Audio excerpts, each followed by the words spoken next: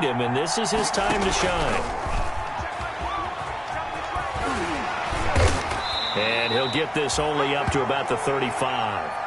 Call it a gain of a couple, and that's going to leave him with a third and about 5.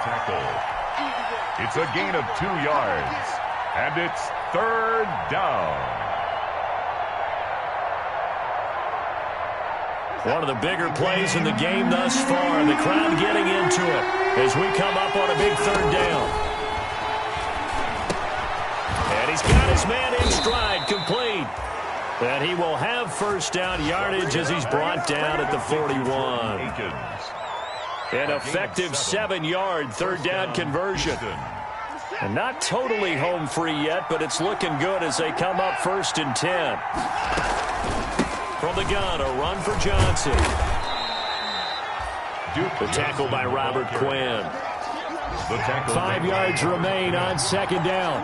It's a gain of 5. Brings up 2nd and 5 at the 46-yard line. 4th quarter, down to the final 2 minutes, and we've got a 1-score game.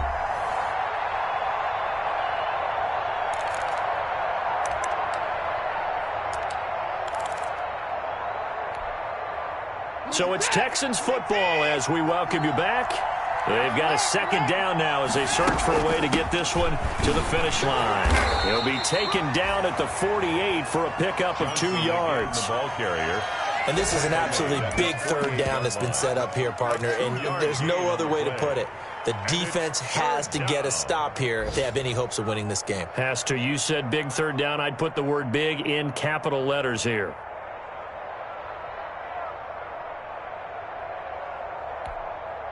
So here we go, Charles, 3rd down. Any chance you're throwing? I don't think so. I think you got to keep the clock rolling here.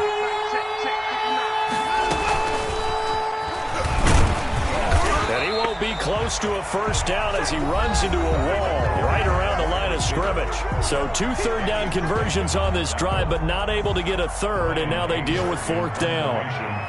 Here's Brian Anger now as he'll punt it away for the 2nd time.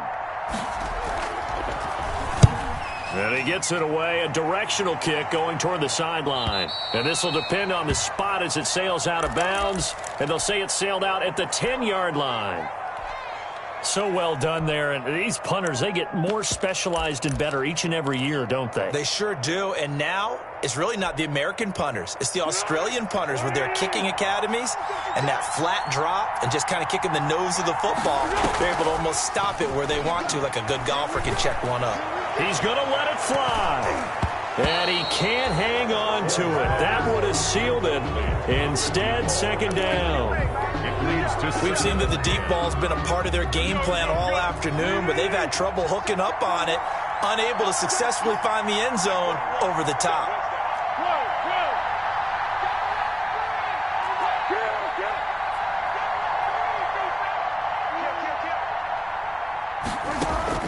He's back to throw. And he's able to get this one all the way past the 30. 23 yards the pickup there. Partner, they're clearly saving those timeouts, but they still have to work with some urgency to put themselves in the right position. Back to throw. Now a desperation throw deep downfield. And he can't hang on to it. That would have sealed it. Instead, 2nd down. Similar to a shooter in basketball who just connected on the previous shot.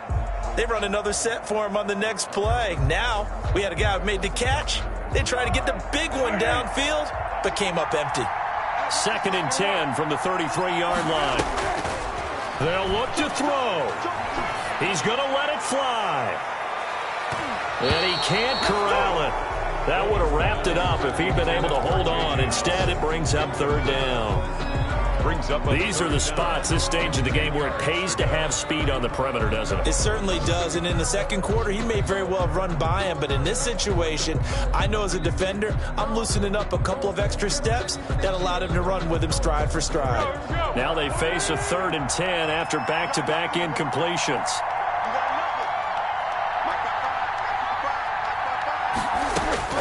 He'll look to throw. And he'll be taken down, but not before he works it past the 50. Now the Bears going to use the second of their timeouts, as the clock will stop with an even 20 seconds left to go. The drive continues as they search for a tying touchdown. Here's 1st and 10. Back to throw. Looks down the numbers. There he goes. Touchdown, Chicago. A big play there with time running out. And the Bears are an extra point away from tying the football game.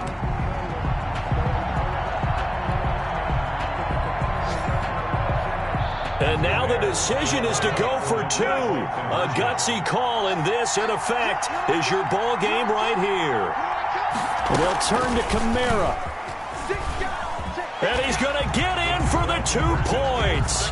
It was an incredibly gutsy call, but they've taken the lead by a point late in the game.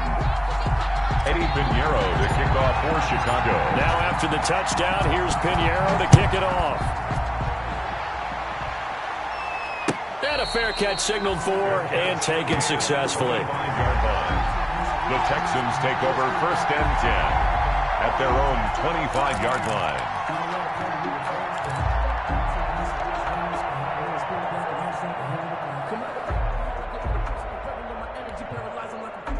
The Texans offense ready to go here for their next drive. So you're right there, but obviously the clock is not your friend. How do you handle this situation?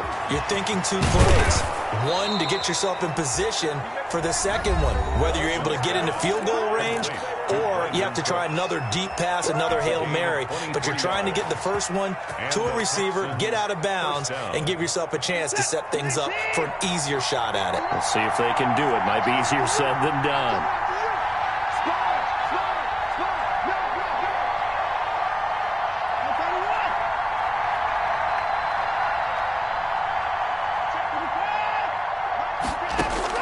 Watson now to throw. And that is incomplete, stopping the clock with 5 seconds to go. Incomplete. It's now 2nd and 10. An incomplete pass on 1st down. That leads to a 2nd and 10.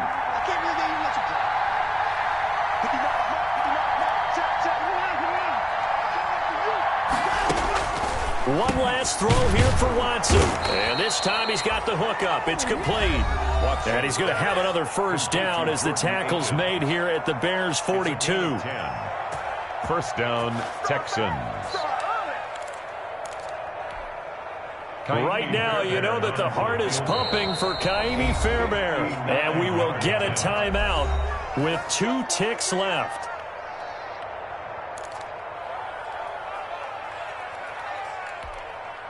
Right now, you know that the heart is pumping for Kaimi Fairbairn.